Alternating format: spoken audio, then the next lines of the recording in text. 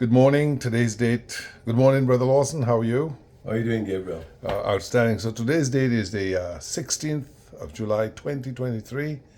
We're here at Upper Marlboro, Maryland. Lawson is visiting our mom, who's 94, Alberta Christian.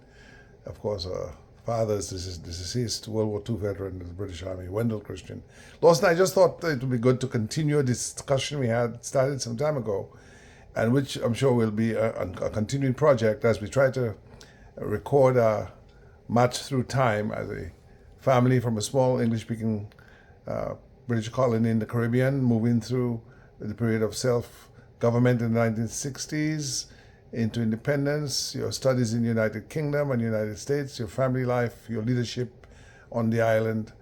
You know, those sorts of anecdotes, those kinds of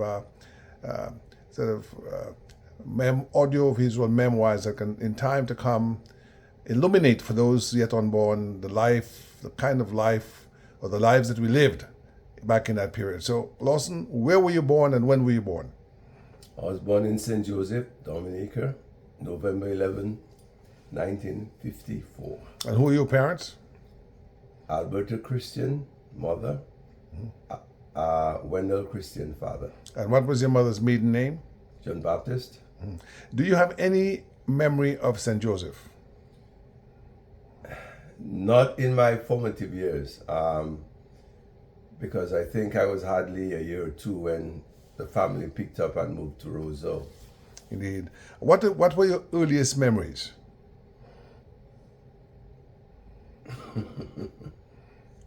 None. Well, let's talk about your early childhood education. Where did you attend school? What do you remember attending school first? I would have to think the Roseau Mixed Infant School back when I was aged maybe around 4 or 5 years old. So that would have been from 1959, 1960. The first 3 years, because in the English structure of education, of pre-college education, it would be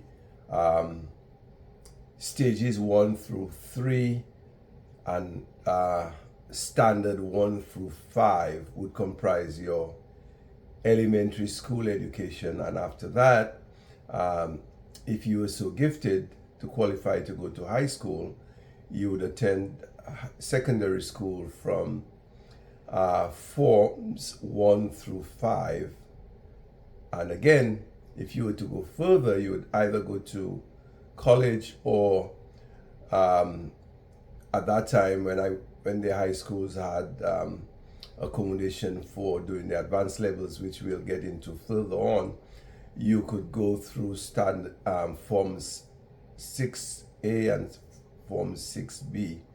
And in those days on Dominica was a British colony? But at that time, it was what you call a independent, self-governing country, which... Stop for a moment. Did not come in 67? Did an associated statehood come in 67? Yeah, but I think in before that we had gone past the stage of crown colony rule. So the interim is somewhat cloudy. I don't think back in the time I was growing up it was at the stage of being a colony. I think we're a little past that because we already had a chief minister, and in a crown colony, I don't think you would have had a chief minister. You just have had nominated, people. A nominated legislative body. That kind of thing. Nominated by the governor. Yeah, but at that time we already, we already electorate. You could have free elections to choose anybody of your choice to be minister of, let's say, Home Affairs, Education, Social Services, Communications and Works, Legal and Foreign Affairs, that kind of thing. Well, we didn't have any foreign affairs because at that time, as a colony, the foreign affairs and defense was handled by Britain. Is that right? But definitely legal affairs. We had an attorney general. That's correct. So, who was the first chief minister you remember? Edward Oliver LeBlanc. I think he got elected in 1960. At that time, I was only about 6 years old. So I wouldn't have had remembered anyone before him. Okay. Although I think there was a chief minister before him, but the first one I can remember or have any recollection of is Edward Oliver LeBlanc. Yeah, so let the record reflect that Edward Oliver LeBlanc was elected chief minister January 16th, 1961, and he was preceded by a businessman by the name of Franklin Barron, better known as Frank Barron, who was the first chief minister of Dominica. So, Lawson, when you were at the Rosa Mixon Infant School, any teachers you remember? There were a few, but the names failed. Well, Miss Detouche was one. Yes, Miss. Miss Detouche is the one whose surname I can most clearly remember. Yeah. And I know she definitely taught me for a while. Yes, I later went there in 1966, but at that time there was a Miss Tavernier, and of course our I Aunt Florence. think Miss Tavernier was already teaching too, yes. Yes, yes, indeed. Anything you recall in particular about the Roseau Mixed Infant School? Well, although my time there was short, 3 years or so, it was an enjoyable one. I can remember, for example, the teacher at one time, on one day, saying she had to leave. And now, class be well behaved, and those who are reported as being well behaved, they'll get some treats. And I was one of those to receive treats. So I had that memorable recollection of that. But you know, when you're age 5, 6, 7, going to those early stages of elementary school, I think the main things you would tend to remember would be: did you get in trouble with the teacher? I didn't. Did you get in trouble with fellow students? I really didn't. And did you enjoy school? I did. So Would you say, Lawson, that you were a very good student? I was an okay student. Like I said, these were early years, so. Did you remember your parents, either Wendell Christian or Alberta Christian, doing any classes at home? Yeah. In fact, even before we started Rosa Mixed Infant School, when we were ages 2, 3, 4, the pre-kindergarten stage, they would teach us at home. They would have that little chalkboard, and they would very diligently teach us the ropes as far as adding 1 + 1, multiplying 2 by 1, learning our ABCs, perhaps learning C80 cat, B80 bat. So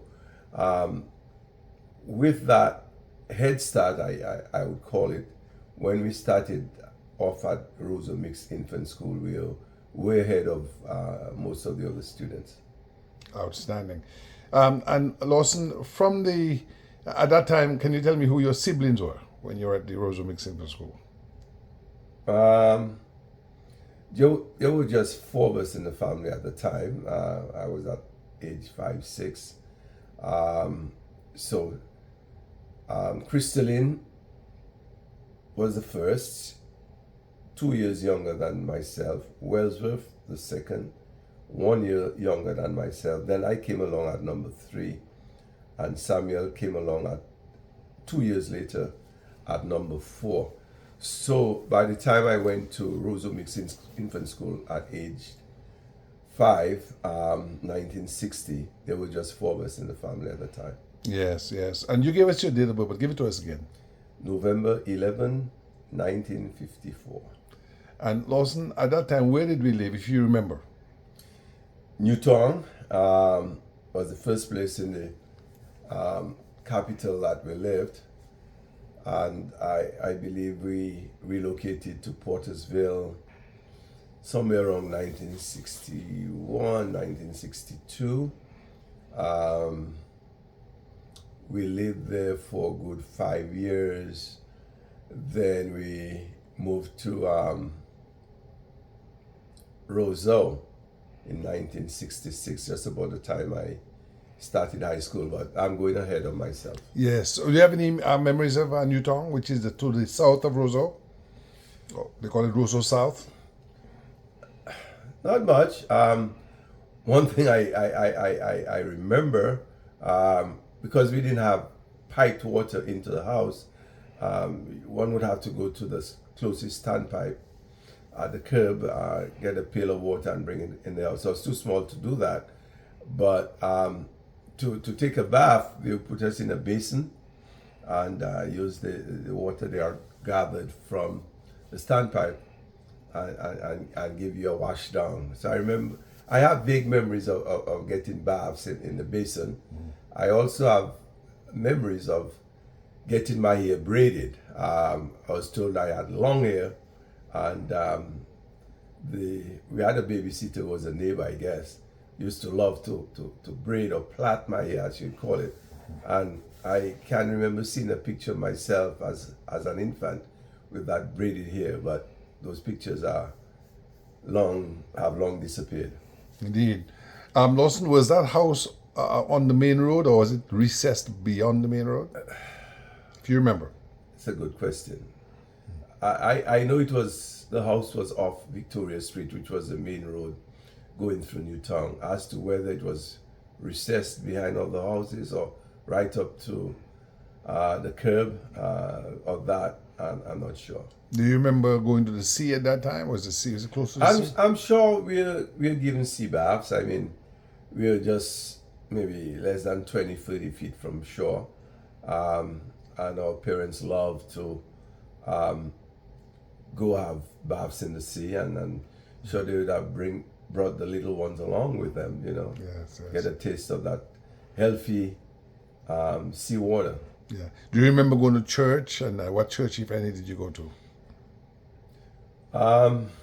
Well, that's an interesting question, because my father was of the Anglican Church, or Episcopal Church, you would call it here in the United States, whereas my mother was Roman Catholic, and she was allowed to raise us up in the Roman Catholic tradition. We would go once a blue moon to the Anglican Church, but by and large, we were raised up in the Roman Catholic Church. So I'm sure we attended the Roman Catholic Cathedral in Roseau sometimes, but most of the time we attended church in Portersville at the St. Alphonsus Church. Yeah. So you made your first communion and confirmation. Confirmation in the St. Alphonsus Church in Portersville. Yes. Were you a Boy Scout or Cub Scout during that time?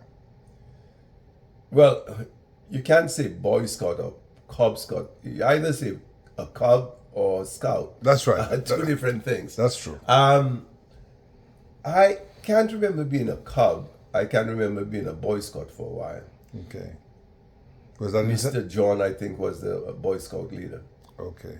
And so tell me what you recall about Roseau at that time. Any particular recall of carnival or anything like that? Any incidents? Well, I remember shopping in Roseau, especially at Christmas time. It was fun to go out and buy a toy gun or toy plane, partake of the European fruits, the European apple and European pear, which we would only get access to at Christmas time. It was considered a privilege to feast on those, because other parts of the year we'd be having our tropical fruits, which we didn't appreciate enough. Yes. The mangoes, the pawpaws, the soursop, the kashima, and the rest of that thing. A very memorable event I remember in Roseau growing up in my younger years, was the Carnival Fire of 1963. I would have been 8-9 years at the time. And we were allowed to go participate in the jump up, the carnival. And that year, that day, I think it had to have been Carnival Monday. You have to remember, with the celebration of Carnival annual event, pre-Lenten event in the islands, carnival, you'd have a carnival king and a carnival queen, or calypso king and a carnival queen. They were each crowned in the days leading up to carnival, so that when you get to carnival Sunday, the first big day of the carnival festivities, the calypso king would be seated on his throne and the carnival queen would be seated on her throne, and there would be a parade of bands. On Monday, the floats, as we call it, I mean, you remember floats, for example, depicting the wonders of the world, or the pyramids of Egypt, or Prisoners of Penzance. Son of Spartacus, and the Roman gladiators and the Greek warriors dressed up and stuff like that. And Moby Dick. But 1963, not losing focus of 1963, on that carnival Monday afternoon, when the bands were proceeding down the road and in the middle of the jump up festivities, suddenly somebody shouted fire, and in the middle of the band, and there was a panic and people started fleeing in all directions. We were close to Constitution Hill, so we ran up that hill. When you say we, who was with you? Wellsworth was with me. You would never, at that young age, you would never be by yourselves. And when we had caught our breath and started hearing what was going on, we heard that a fire had caught, had started in the band. Several people got burned, some severely. We found out later that it was a chemical-induced fire. 3-4 people were severely burned and had to be airlifted overseas, I think Jamaica, Barbados, because we didn't have facilities for treating severe chemical burns. And 3 of the severely burned people consequently lost their lives. Eddie Mate was one, Eric Shillingford was another one, and James was the third one. George James. And it was a very sad event. So the event was so earth-shattering, really, that the next day of Carnival, Carnival Tuesday, was totally cancelled. People were just at their wits' end, really. And you could take it from there, but I know a court of inquiry followed and there was a lot of investigation. Nobody was actually brought to justice for what was suspected to have been maliciously caused fire, a case of arson. Yes. But you could take it from there. Yes. Lawson, would you say it was from that time that you stopped your love for Carnival? No, I continued participating in Carnival for years after that. It was just one of those things, and especially the fact that neither Wellsworth nor myself were adversely affected by that Carnival fire. Like everybody else, we heard fire, we ran, and none of us were Injured or burned or anything like that. At that time, is it true to say that your father was the senior fire officer on duty that day? I don't know. You perhaps know better than I on that one, because I think you followed the events later on in life much more closely. I think you may have written a book about the Carnival fire of 1963. Well, Lawson, if you say so, I would not deny it. Yeah, so the commissioner inquiry was by Grenadier Judge E.L. St. Bernard, and the station officer at the time, just returned from Trinidad, was one Wendell Mackenzie Christian, whose sergeant in the British Army during the war was Mate's father. So Eddie Mate's father was his sergeant, and Eddie Mate, of course, died on the scene, and George James and Eric Shillingford were flown to Jamaica, from Dominica to Antigua, and from Antigua to Jamaica, where they were at the University Hospital Mona, which was the university hospital for the University of the West Indies, but they succumbed. Eric died first, and then George James, and they were respectively returned to Dominica for burial. So this was a very tragic event in Dominican history. But can you tell Dominicans who, of course, weren't around at the time about the floats and the color and the power of Carnival in the popular mind? Well, Carnival was always an event that the majority of Dominicans looked forward to. It was an annual event, and truth be told, it was what you'd consider in the Roman Catholic tradition a pre-Lenten event.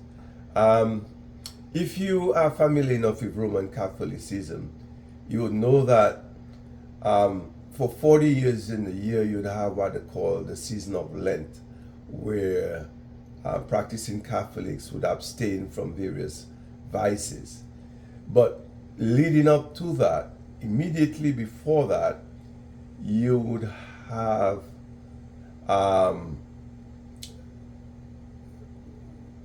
various activities that could be called pre-Lenten, and one of them was the season of Carnival, or even in the English tradition, it would have been Shrove Tuesday, Pancake Tuesday, where people gorge themselves eating pancakes. But in the French tradition, Carnival would have been the big pre-Lenten thing where all inhibitions are thrown aside. For example, in the parade of Carnival, I remember seeing guys dressing, going about half naked, wearing panties, or carrying on a bacchanal. Bacchanalia. From the Feast of Bacchanalia, Yes. Getting drunk and acting in ways they would never act except during the Carnival. They were acting, playing the fool, Yes. or just carrying on. Yes. Knowing that the next day they would go to the church on Ash Wednesday for ashes and kind of promise or swear on abstaining for the next 40 days from their various devices. Whereas loud music, dances, excessive drinking, swearing, smoking, you name it, yada yada yada. So for 40 days you would have a sort of period of abstinence from the affairs of this world, the more raucous and celebratory affairs of this world. Some say that Carnival comes from the farewell to the flesh, because on Good Friday you would eat fish only, no meat. All these little what you call, let's say, denial of self in preparation for the crucifixion of Jesus Christ, and of course his resurrection on Easter Sunday. So Lawson, you're at the mixed school. You're coming up now to the famous, shall I say infamous, but the very daunting common entrance exam. Tell us about that and how you prepared for that exam to high school. Yeah, I don't know. I don't think that they still have common entrance exam. They may not have. But the circumstances then and the circumstances now are very different. In the sense that when you had to take the common entrance exam back in the days in the 1960s, it was do or die. You either pass and go on to high school, or you fail and get resigned to never receiving that prized secondary education. And it was the whole of the island, really. Schools from the whole of the island, students from schools island-wide would come to that central location in Roseau and sit the exam, Very pressure-filled. The preparation for us individual students would be weeks and months of studying hard for English, math, and general knowledge. And on the day of the exam,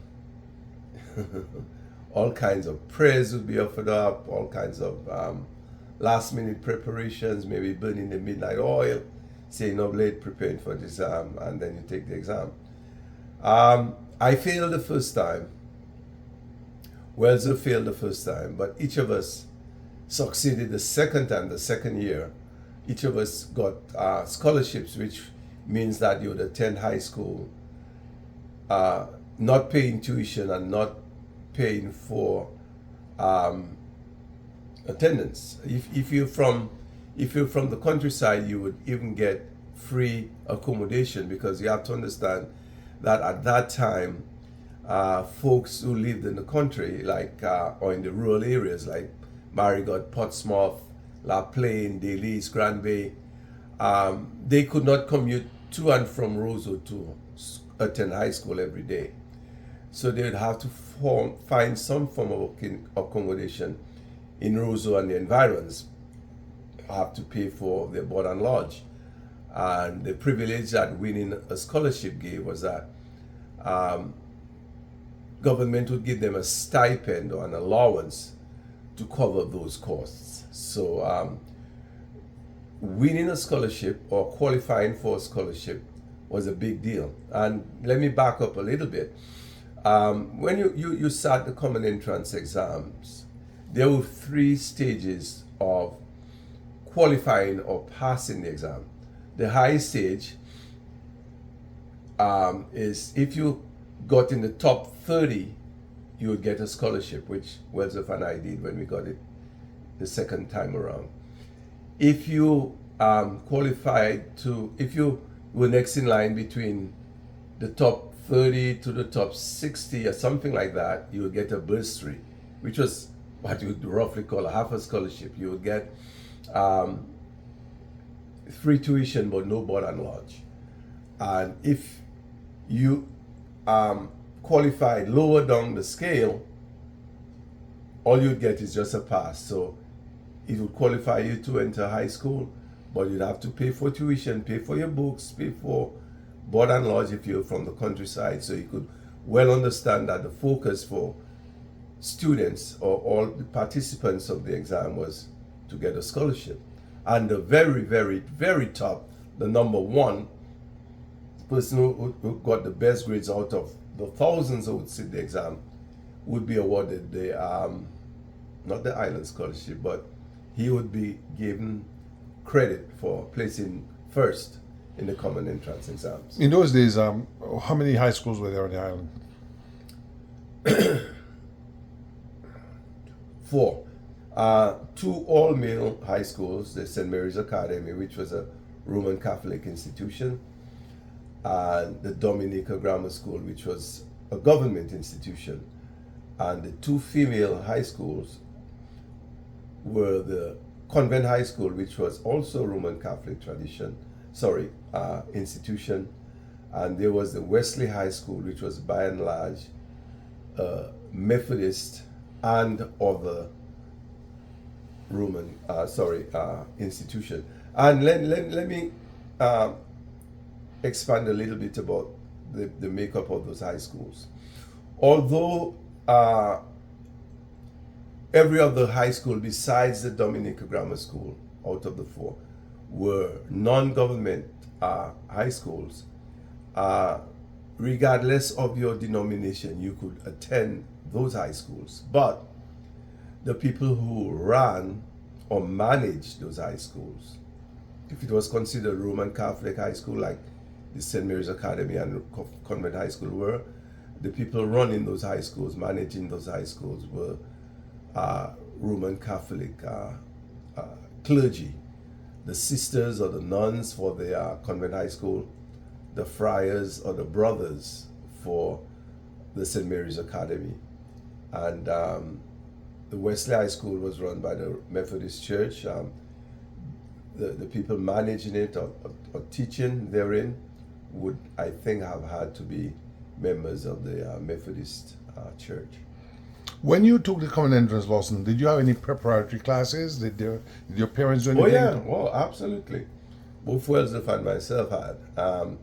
One of my private tutors, we paid for private tuition, was a respectable gentleman by the name of L.C. Didier. He was an ex-principal from Daly's, I believe, and had relocated to Roseau. And since he was well respected, well known, highly regarded as an educator, he would run a private teaching, school. Out of his home? Yeah, part-time thing. and you would pay your money to take common entrance preparatory classes at his place. I just as a point what you call clarification, he was one of the first Dominicans to go to Michael Teachers College in Jamaica with the father of later Dr. MacDonald Benjamin, who went to the Imperial College of Tropical Agriculture in Trinidad and later to UCLA, University of California, Los Angeles, where he got his PhD. And he, LCDDA, became a member of the government under Edward Oliver LeBlanc, and the lane where our parents built their house in 1970 was named after him. And his son is a civil engineer who actually, I think Clayton Didier migrated to England and wrote a book on his father called On the Plains of Belvedere. It's a fascinating book, and it talks about his father waking up in the morning as a child in 1902, and all of Daly's is covered white from the ashes of Mont Pele, which had exploded, which had erupted, the volcano, which had erupted and killed 30,000 people on Saint Pierre in Martinique, which is just across the water from Daly Seas. And the ashes from that eruption had covered, the whole land, and they were so frightened because they didn't know what had happened. They just woke up and everything was covered in white, and so on. But he was a famous teacher, that's correct, and it was very common for parents to facilitate extra tuition, for their children. So where were you when you took the common entrance? Were you still at the mixed school, or had you moved on to the Rosa Boys School? Well, I could not have been at the mixed school because the age at which you would be when you took the common entrance exam would have been ages 11 to 12, whereas mixed school would be for ages 6 through 9. So I just to back up a little bit, I had attended 3 schools previous to taking the common entrance exam. Rosa Mixed Infant School from age 6 to 9, Rosa Girls School, which was attended by both boys and girls, from age 8 and 9, I think. And then Rosa Boys School from age 9 through 11. Actually, I was at the Goodwill Junior High School, the very first school of its kind, built in Dominica with Canadian funds, when I sat and passed the common entrance exam with a scholarship in 1966. So Lawson, you may have been one of the first group of students at Yes, the absolutely. Goodwill Junior High School. It was brand new. That school was the talk of the tongue. They had special chairs, and it was a very modern school. Is that correct? Absolutely. Yes, indeed. There's a guy I met at the University of Toronto ceremony called Boy, I think is his name. He said he knew you. He went to Goodwill School with you. He said he went to Rosa Boys School Well, with we you. lived as neighbors. That's right. Neighbors. Is that at Pifto Street? Yes. Yes, he said you remember a chalkboard in the backyard. Your lessons were taught by our mother, Alberta Christian, and he had very fond memories of you. He called your name actually at the event. He mentioned your name, Lawson. Yes. There's a guy also called, I can't remember his name, but he introduced you to a guy he said went to school with you as well.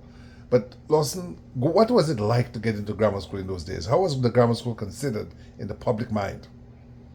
Well, going to grammar school or going to St. Mary's Academy, going to any of those high schools was a great privilege because it put you in the ranks of a privileged few. When you consider there were hundreds, possibly thousands of students who never made it to high school back in the day, and you're one of those who made it, I mean, you're in a position of great privilege. So if you're one who kept focus, you would have wanted to make the best of the opportunity, which would have included like going beyond high school and going to college. And the clothes you wore, the traditions you had to keep up. Tell us about the clothes you wore at high school compared to elementary school. Right. So in elementary school there was uniform, but you pretty much just wear a shirt and pants, shoes and socks, of course. But when you went to high school, you also had to wear ties. So, you know, you start thinking you're big man, you know, you're in a tie, you know, to go to school. But I also looked at it in another way, though. I said, man, what a kind of a restriction, because you have to understand our climate back home is constantly in the temperatures in the 80s, no air condition, and a lot of times, you know, you're feeling hot, especially you go after playing, I have to go back into the classroom all sweated up and with that tie around your neck. So you'd always like to loosen that tie, and there were some fussy teachers that said, tighten up your tie, wear that tie properly. So I was one of those that was very glad when, in my fourth year of high school, I believe, back in 1970, when they transitioned from not wearing ties to just wearing shirt jacks, which was like a safari shirt.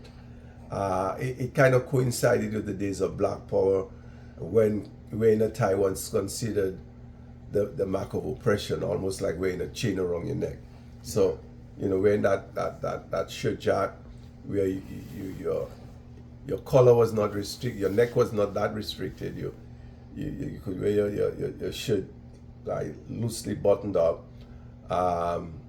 It was a small change, but for me it was a great change. It's interesting also you mentioned that, because both the academy, I remember the academy tie was made of a heavy knit tie for the early lower forms with a square tip of gold and blue, and grammar school was brown and gold, or gold and brown. But in the higher forms, it was more of a silk tie. Yeah, let me correct you on that. In St. Mary's Academy, it wasn't gold and blue. I think it was blue and white. No. No, it was gold. Yes, Okay. Yes. It was gold. In fact, if you go on the today, it's interesting. The grammar school changed to the shirt jack, and later the academy, but the academy has retained the shirt jack. Grammar school has returned to the tie. To the tie, yes. Yes, indeed. Reversal of events. Events, yes, indeed. And I think it was under a guy by the name of Felix Wilson when they returned. But let me ask you this: what were the sports or different, let's say, activities apart from your classes that you participated in at the grammar school? Cricket and football for the boys, netball, and possibly rounders for the girls. But the girls were not at the grammar school. That was at the convent. Yeah, The girls only came to the grammar school in 1972, yeah. when you were towards the end of your time there. Mm-hmm. Yes. Is it true, Lawson, that you became the head boy at the grammar school? Yeah, in my last year of high school. How did that happen? Well, at that time, you were not elected. You were just appointed by the principal. And since I was one of the considered the fine, quote unquote, upstanding students, I was rewarded, as it were, for my high performance by being given the post of head boy. But already the tides of change were moving in, and like I had mentioned, Black Power influence in the 1970s, the students were feeling aggrieved about that, and they were legislating for having the head boy role be an elected position rather than an appointed position. And sure enough, after the year after I completed high school, they switched around, made it an elected position rather than an appointed position. Well, Lawson, I'm happy to say that I kept up the tradition. I ran and lost by one vote. I became the deputy head boy. But because I was considered the finest speaker of the day, I represented the school in 1977 the National Elocution Contest, which I won, and the National Quiz Contest, along with a future mechanical engineer who went to school in Canada, Michael Pascal. Our team won. And the question to put us over the top is one I answered. What was the New Deal? The questioner was on Radio Dominica at the time, a guy called Bernard Defoe, and I answered the New Deal was a socioeconomic public policy project of Franklin Delano Roosevelt to save the U.S. economy after the Wall Street crash of 1929. I'd learned that not at school, but at the Roosevelt Public Library on Victoria Street, which had been built in 1905 as a gift from the Scottish-American iron magnate Andrew Carnegie. And so I would go there on many an afternoon, on a Saturday in particular, to to borrow books and so on. And I first went there with you in Wellsworth. And the first book I borrowed was on a farmer from Arkansas. In those days, Arkansas. Farmer Slade. And I bought the book. I borrowed the book 10 more times until either you or Wellsworth said, "Who do you think you are? You think you're Farmer Slade?" And they called me Gabe Slade.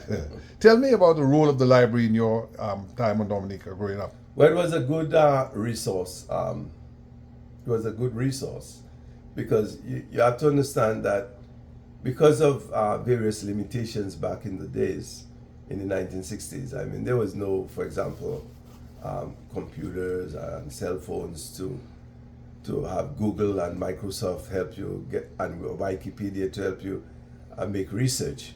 The only, outside of school, the only place you could really go to, or the place that you could access to find out facts and information about things you had studied in school would be the library. You specifically go to the reference section and look up encyclopedias. Britannica is one of the most commonly remembered ones. For example, they wanted you to write something about the life of Julius Caesar. And at that time, you have to understand that Black studies was not taught very much. It was all about the Europeans and European civilization. And because your textbooks were limited in the information they had, to get more information, you'd have to go to the library. And so we spent many days, many hours going to the library. I think pretty much every day we went to the library, if not to do research, to borrow books. And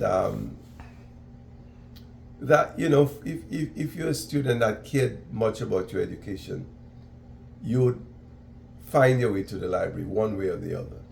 And there was only one library in Dominica at the time. In later years, libraries spread to various other villages, but at the time I attended a high school, there was only one library. That's right. And it was a well-known, well-respected, highly used institution of learning. Lawson, the library was destroyed by Hurricane Maria on about September 18th, 2017. Since that time, it has remained without a roof, and there have been 2 fires there. Do you believe it would be a good idea to rally Dominicans overseas at home to collect funds to roof the library and get it back in order? With the help of the government, and I dare say that should really have been the responsibility of the government to rebuild the library. The very fact that they have not given any credence to, rebuilding, the need for rebuilding the library tells me that they have no interest in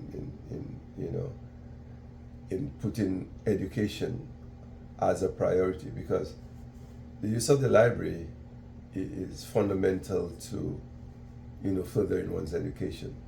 Maybe not as much now as it was then, but still, Yes, I totally agree, and that is something that will be taken up at a later date in another discussion. But Lawson, you're now at a high school. The 2 tracks in those days, of course, was, well, maybe you would say there are 3 tracks: 1 science, 1 art, and 1 commerce. Is that right? I don't think we split it up like that. It was you concentrate on either business subjects or science subjects. There's no allowance really made for art. Art was something you pretty much do on your own, not in school.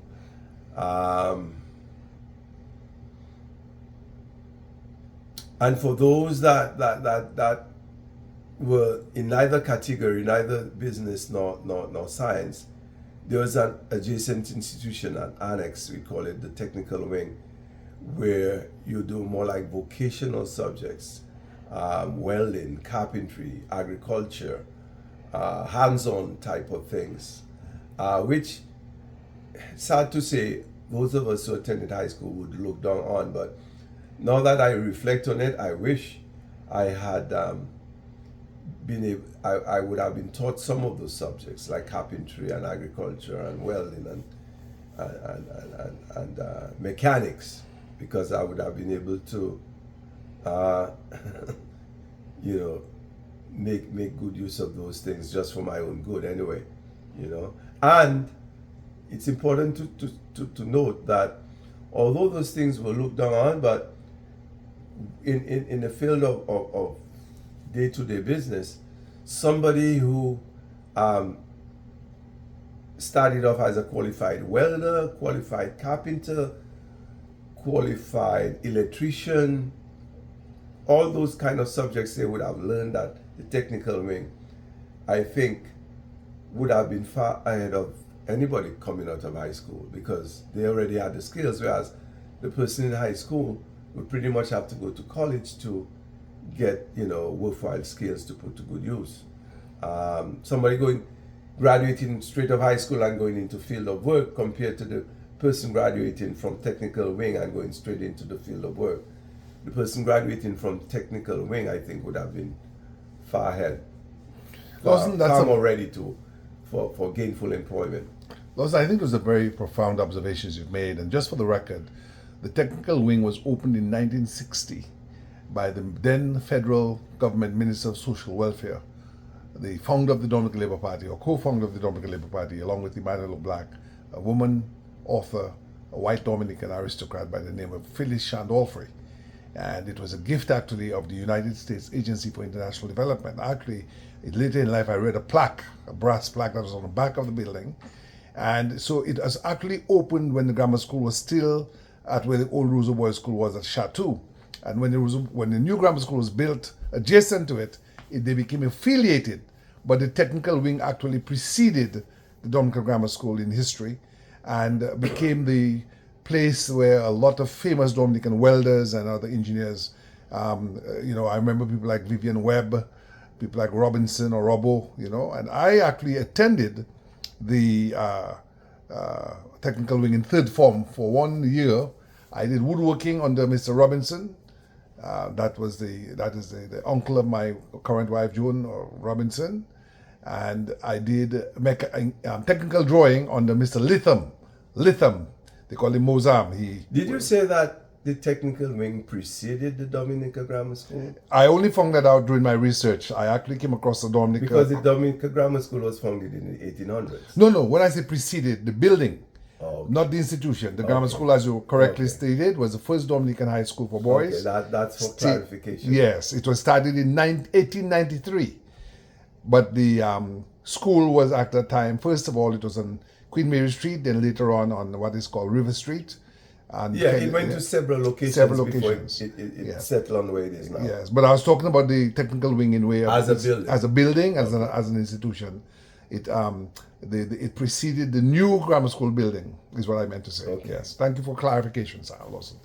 But coming back to technical, and there's a Mr. Sevre as well. So these were the three people. But interestingly, Lawson, I also remember two other things about that area. There was an old steam engine tractor at the back of the grammar school, because it was, I think, from the Elrose Works, because it was the land was donated by the Elrose Company, which is a Scottish, located in Scotland. But I remember that old piece of machinery also. That's right. It was a relic. A relic, yes, of the colonial agriculture system. And there was another thing also.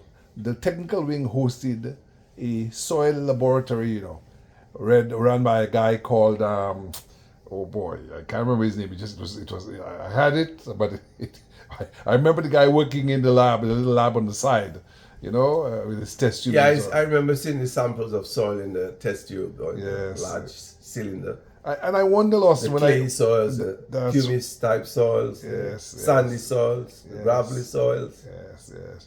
I wonder, Lawson, when I think back on that, I remember the guy, how I knew him also, he played either for Swinging Stars or some band. He was an organist. The guy, I'm trying to remember his name, but it was a short guy, dark skinned guy. He was a soil lab technician. And I wonder today whether we do have a soil lab in Dominica, doing it. Sometimes, progress is uncertain. Sometimes I think we go back. But certainly I remember that the soil lab existed back then. Yeah. I would I would think we would have not a not not as an independent institution, but as part of a larger institution. I know when I left home in '83, we had a construction type of lab where they would test concrete. Um, so I'm pretty sure they would have had facilities to test the soils, because if you're doing any big construction project, you want to know what type of soils you're building on. Say, for example, if they were today to go build on an empty lot a new Dominica grammar school building, they would have to had to do soil tests. And hey, The reason I asked that, Lawson, is because I don't think they'd have to. They would have to send in soils overseas just because they don't have facilities. Lawson, the reason I asked that is that we've had a diminution in professionalism from that period. Let me tell you why. The government of Morocco gifted a hotel to the Dominican government about 15 years ago, and they built it on a swamp at the Cabritz, and the hotel has, in 15 years, never been opened because it has been slowly sinking into the bog with an aquarium in the basement, because that's where the water has gathered. And so if you had had a soil lab and you had process and planning, then you would have made it known, it would have been made known rather to the builders that you can't build on that place. And I'm not from Portsmouth, but our father used to be the fire chief in Portsmouth for a while. I would go to Portsmouth, and I knew that the Portsmouth area had swamp in that area because there were a lot of mosquitoes, and the fort was above on the hills. But obviously they didn't follow. So that's the only reason I mentioned that. Huh?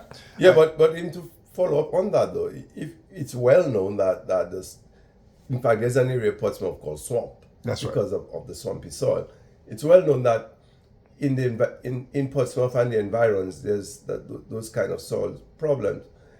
So, irrespective of not having to have a soils lab, anybody thinking of building there would be aware of that and not be ignorant of it. I could understand, okay, a consortium comes in to build somewhere in Roseau, and they're not affiliated with anybody in the country, and they go and build on a poor soil because they just don't know. But any building going to be built in Dominica, you'd have to have had an interplay of government utilities or institutions. But if you're doing it in the in the darkness of the night, quote unquote, doing it in a surreptitious manner, with laundered funds, you just want to put an edifice there to say, yeah, you're putting up an edifice there, then you don't care two hoots about what type of soil. You just want to, launder the money, if you see where I'm coming from. Yes. And so I think that might have been more what happened. Yes. Somebody building with laundered funds, Yes. I get the point you're making. And Lawson, you have a particular sort of competence in that area, because I didn't finish up, but at O levels, what were the subjects that you took and passed? A lot of them were general subjects, nothing focusing on science or Can you name them for business. Me? So you had English language, English literature, Spanish, maths, biology, chemistry, physics. 7 subjects. And then you passed those? Yeah. And you went on to sixth form? Yes. And then because we didn't have college, or we didn't have sixth form college at the time, so sixth form would still have been part and parcel of high school. Although nowadays it's just 5 years of high school, but back in my time it was 7 years, because we did the O level in the first 5 years, and then the A level after 2 more years. And what were the A levels you took? Maths, physics, and chemistry. And that was with the Cambridge University A-level syndicate? Yes. And you passed those? All of which I failed. Sad to say. Because there was lack of preparation. We had teachers teaching those subjects, but they were what you'd call assistant teachers. And So the way they taught was not great. But what I did though, in the years preceding that, um, I then left the grammar school and taught as an assistant teacher at the same school that I attended, Dominican Grammar School, where I took those subjects one at a time. I took maths all by itself, passed it at the advanced level. Chemistry all by itself and passed it at the advanced level. And physics all by itself and passed it. Yeah. And then in Lawson, you taught for how many years? 2 years. And then you went to the United Kingdom. Yes. And where did you attend school? At Trent Polytechnic, now known as Polytechnic University in Nottingham, England. And who did you stay with when you were in Nottingham? I stayed by my maternal uncle, Jerry John Baptist. And he was at that time in the construction business? Yes, he was a carpenter. Yes, indeed. And who are the other uncles in Nottingham? There's Johnson John Baptist and Chris John Baptist. They were both miners. They worked the coal mines. Worked in the coal mines. Did you ever go to the coal mines? Lawson? No. Thank God, no. So what was Those are dangerous places to be in. What was England like, Lawson, in those days? That's a very loaded question. For me, the first few days in England were dreadful days. I said, what the hell am I doing in this godforsaken place? Cold, freezing, constantly overcast. You hardly saw the sun. But I mean, I realized I wasn't there for a picnic. I was there to go, get my qualification and come the hell back home. And what were you studying? I studied the HND, which is called the Higher National Diploma in Civil Engineering. Okay. Outstanding. And you graduated in what year? In 1978. I was there from 1975 to 1978. And I didn't say, I just said Nottingham, but that was in the Midlands. So that's in the central part of England. Yes. But Lawson, subsequently you, I know we're jumping, you came back from England and you worked with the Central Water Authority as a water engineer? Yeah. Okay. How long did you work at the Central Water Authority? I was there from 1979 to 1983, so 4 years. Okay. And then also you got married in what year? 1979. And to whom? Mary Bednow. Mm-hmm. And you have a daughter? And a son. Okay. Give me your daughter's name. Nicole Christian. And your son's name? Shema Christian. Where did Nicole study? By the time the children came along, we were here in the United States. So she studied at NYU, New York University, as well as Hofstra University. And Shema studied at Cornell University. I should say Nicole studied education, which qualified her to be a teacher, which she is now. And Shema studied mechanical engineering. He's working in the construction business right now, but he's looking forward to work more in his field of mechanical engineering, maybe in research and development. Yes. Lawson, as we wrap up, and we'll continue because there are different facets of life that we've not covered, but just for this moment, in the next minute or so, can you tell me what the role of faith and has played in your life, and what philosophy has guided your life and the successes you've had? Well, first and foremost, I like to say I'm a man of God. I'm a man of faith. And that has guided my life, especially from when I gave my life to Jesus Christ as Lord and Savior at the age of 20, back in 1974, 1975. I say that's guided my life because I've been through several situations where if I didn't have Jesus Christ as the anchor for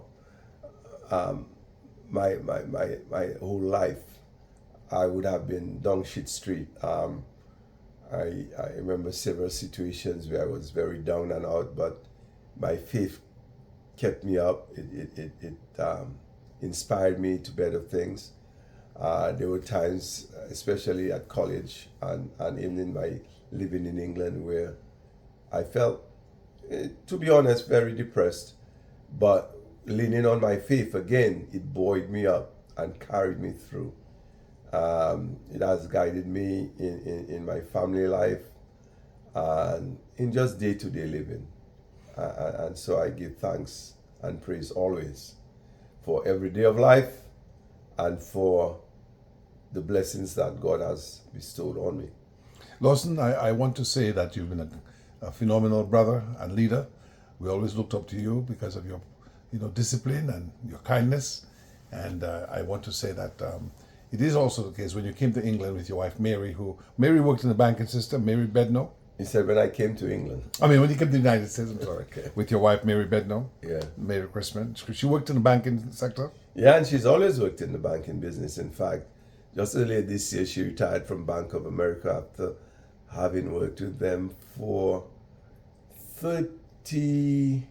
She started with them in 1987. 36 years. Amazing. And that was in Hempstead, New York. Yes. And the adjoining areas. Yes. And you also, when you came to the United States, you went back to university. And where did you attend? City College. And then you graduated a degree with a bachelor's degree in civil engineering. And so you also took the professional civil engineer's exam?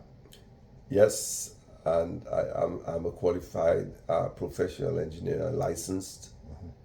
Which means you can sign civil engineer. And Lawson, you had some interesting work. You did work on the World Trade Center at some point. After the collapse of the World Trade Center, on the ground, just a little bit of foundation work, not much. But didn't you work on it before in '93 when it was first bombed? No. Okay.